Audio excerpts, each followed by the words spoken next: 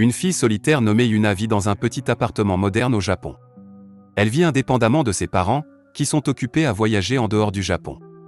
En tant que seul parent dans le pays, elle a son grand-père.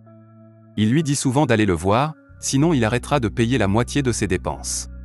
Elle accepte de lui rendre visite bientôt et elle revient jouer dans le monde virtuel.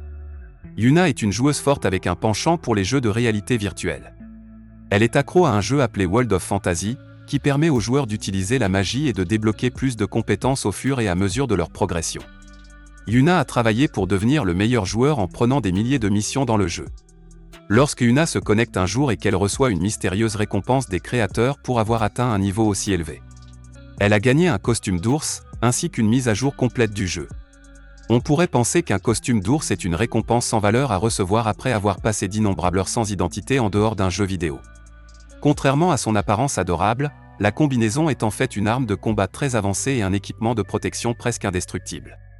Après avoir vu les statistiques du costume pour la première fois, Yuna décide de le garder car il est trop difficile à porter en public. Avant de commencer, un PNJ donne à Yuna un étrange aperçu de sa vie dans le monde réel. Elle décrit sa vie à la maison comme ennuyeuse et préfère clairement le monde virtuel à la réalité. Après lui avoir montré un sourire énigmatique, le PNJ renvoie Yuna au point de départ.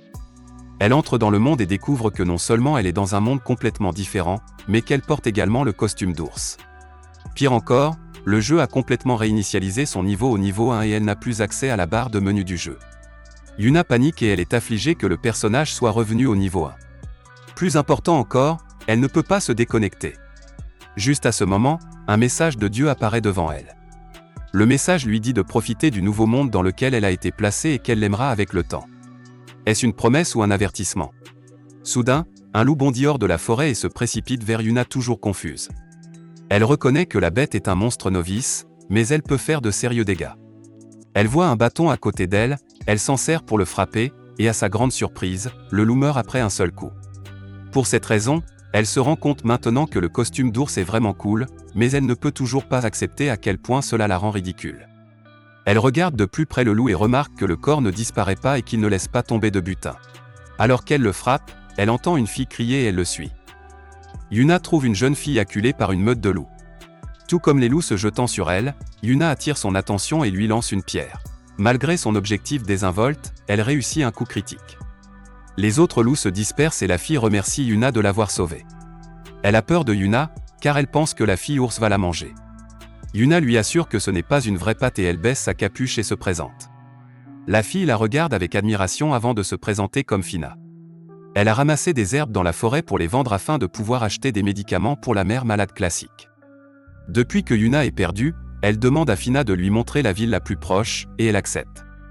La fille demande alors ce qu'elle compte faire avec les restes du loup, et elle est choquée quand Yuna lui dit qu'il va partir, car cela ne sert à rien. Fina l'informe que les créatures doivent être démantelées afin que puissent-ils les piller pour leur chair et leurs pierres magiques. Elle propose d'écorcher le corps de Yuna et elle sort un couteau de son sac. Alors qu'elle écorche le loup, Yuna critique la mise à jour inhabituelle du jeu. Après avoir démantelé le loup, Fina emmène Yuna dans la ville de Crimonia, mais elle est arrêtée à la porte par un garde qui lui demande son identité. Elle étant nouvelle dans ce monde, Yuna n'a pas de pièce d'identité, alors le garde lui dit de payer une amende. Juste à ce moment, un autre message est envoyé à Yuna, disant que l'argent qu'elle aime tant dans le monde réel lui est maintenant envoyé dans le jeu. La petite ville de Crimonia regorge d'aventuriers et de citoyens qui vivent en paix et en harmonie. Finalement, ils arrivent à la guilde des aventuriers où Yuna rencontre un homme nommé Jantz. Fina l'appelle oncle car il est un ami de ses parents et il travaille à la guilde en tant que faucheur qui démantèle les créatures que les aventuriers ramènent de leur chasse. Lorsque Jantz se remet de son choc initial face au costume de Yuna, il évalue ses objets et il est immédiatement impressionné par le montant qu'il a collecté. Il est également extrêmement reconnaissant lorsqu'il découvre que Yuna a sauvé Fina des loups. Il donne le paiement à Yuna, et elle en donne la moitié à Fina, car elle l'a aidé à obtenir les matériaux. En outre, elle devrait utiliser l'argent pour sa mère malade. Yuna ajoute qu'elle devrait également être son guide touristique. Avec Jantz l'encourageant à accepter, Fina prend son salaire et elle promet de travailler dur. À la fin de la tournée, Yuna remercie Fina pour tout ce qu'elle a fait pour elle ce jour-là.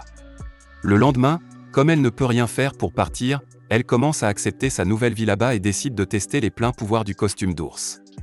Elle se rend dans une zone isolée de la forêt et teste toutes sortes de compétences qu'elle possède.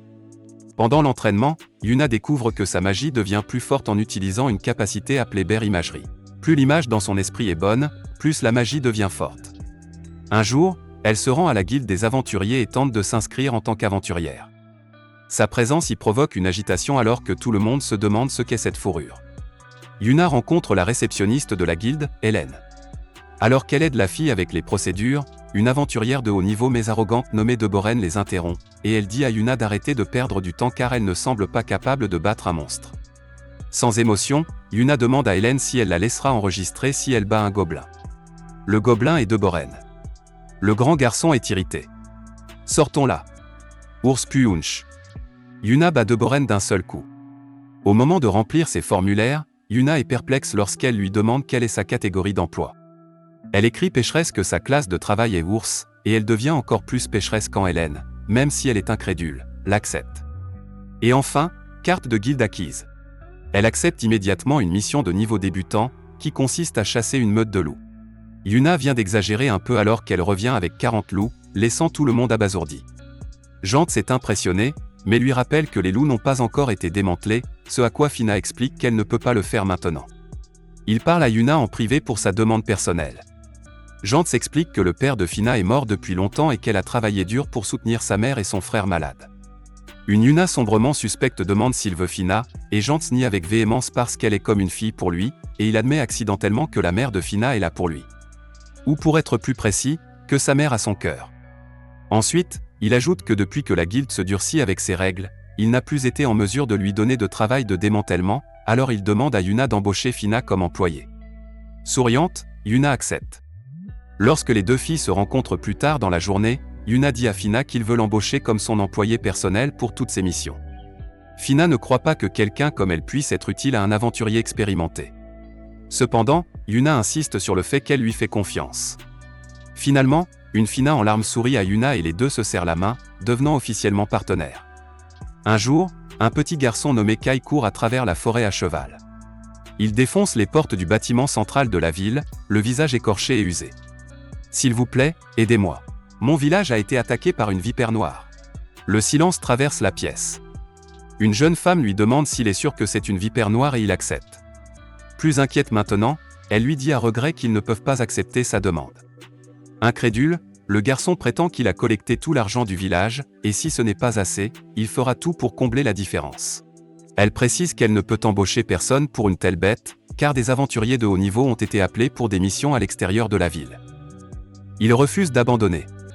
Ses appels désespérés à l'aide résonnent dans toute la guilde, mais pas un seul aventurier ne veut le regarder dans les yeux. Cela fait pleurer Kai, mais alors qu'il est désespéré de ce qu'il dira aux villageois, Yuna s'approche de lui. Avec un sourire, elle demande où se trouve le village. La foule en est stupéfaite. Le garçon est abasourdi au début, mais son choc se transforme immédiatement en colère en voyant le costume de Yuna. Il pense qu'elle se moque de lui, alors Yuna lui assure qu'elle peut l'aider, qu'il croit en elle ou non. Préoccupée par son attitude décontractée, la dame de la guilde avertit Yuna qu'une vipère noire peut être trop dangereuse pour qu'elle puisse la vaincre seule, car elle peut atteindre jusqu'à 50 pieds de long et avaler des gens entiers. Pour la mettre à l'aise, Yuna propose d'observer la créature et de rapporter toute information utile aux aventuriers de haut niveau à leur retour. Comme c'est mieux que de ne rien faire, le garçon n'a d'autre choix que de s'en remettre aux pattes de cet ours. Kai veut aller avec Yuna, et même si elle lui dit qu'il ne fera que la gêner, il insiste obstinément sur le fait qu'il peut l'aider en la guidant vers l'itinéraire le plus rapide vers le village. Et des marionnettes sur ses mains, elle convoque deux énormes ours. Un ours noir nommé Kumayuru et un ours blanc nommé Kumaku apparaissent soudainement devant Kai, choquant le garçon. Alors que Yuna est assis au sommet d'un Kumayuru très heureux, il assure à Kai qu'il ne tombera pas car les ours sont conçus pour garder leur cavalier en sécurité sur le dos. Sur ce, un Kumaku réticent prend Kai dans le dos. Ils prennent bientôt une courte pause pour reposer Kai, et de nulle part, il s'excuse auprès de Yuna pour ses hypothèses antérieures. Elle propose à Kai de rester derrière et de dormir, mais il est catégorique pour la guider vers le parcours le plus rapide. Avec le sourire, ils poursuivent leur route sans s'arrêter. À leur arrivée, ils remarquent que le village est étrangement calme, mais en utilisant ses ours, Yuna note que les villageois sont toujours là. Kai emmène Yuna chez lui, où ils sont accueillis par le visage choqué de son père alors qu'il est assis devant sa femme malade. Une fois à l'intérieur, le père de Kai raconte ce qui s'est passé. Deux villageois ont tenté de s'échapper mais ont été mangés par la vipère. Puis il tourne son attention vers Yuna, et lorsqu'il découvre que cet ours mascotte est l'aventurier qui s'est proposé de les aider à vaincre la vipère, il ne peut que se défouler avec un rire amer, lui disant même qu'il pourrait aussi bien rentrer chez soi. Sans émotion, Yuna dit que c'est elle qui décide si elle peut battre la vipère ou non, et voyant le regard dans ses yeux, le père de Kai cède et lui donne des informations sur la bête. La vipère noire apparaît au hasard et, parfois, traverse les rues de leur ville. Le bruit fort l'attire. Yuna le remercie alors pour l'information et elle quitte la maison, mais non sans dire à la famille de l'utiliser comme appât si les choses tournent mal. Alors que Yuna part, Kai la poursuit et il s'excuse pour le comportement de son père. Yuna écarte ses inquiétudes et lui assure qu'elle aussi serait inquiète si une personne en costume d'ours répondait à son appel à l'aide. Allez, c'est honnête? Yuna embarque alors et après avoir suivi les traces de la vipée pendant un moment, le chemin se termine, et elle se retrouve au milieu de nulle part. Le serpent jaillit de sous terre et la frappe. Comme toujours, Yuna n'a pas du tout peur. Elle garde son calme. Elle utilise toutes sortes de magies de glace et de feu et même des attaques physiques sur la bête, mais aucune d'entre elles ne fonctionne. Finalement, après une courte période d'évaluation, d'essais et d'erreurs, elle utilise sa magie du feu pour brûler son corps de l'intérieur. La vipère a été tuée et le village de Kai peut maintenant retrouver la paix. Sur le chemin du retour, Yuna voit Kai courir vers elle. Étonnamment, elle a prévu de se sacrifier comme leur afin de pouvoir retourner dans la guilde et de rapporter toutes les informations qu'elle peut pour les aider à sauver son village. Encore une fois, Yuna commente que les enfants de ce monde sont vraiment courageux. Elle lui tapote la tête mais elle lui dit de ne pas abandonner sa vie si facilement. Puis ils retournent au village, et tout le monde reste émerveillé. Cependant, ils se réunissent tous pour une petite fête en l'honneur de leur héros, Yuna. Le père de Kai lui présente ses excuses ce soir-là. Lorsque le lendemain arrive, Yuna promet à Kai qu'elle viendra le voir et les deux se sépareront. L'étrange aventure de Yuna est loin d'être terminée. Peut-être que le dieu mystérieux avait raison, elle pourrait très bien apprendre à aimer vivre dans ce nouveau monde. Merci d'avoir regardé.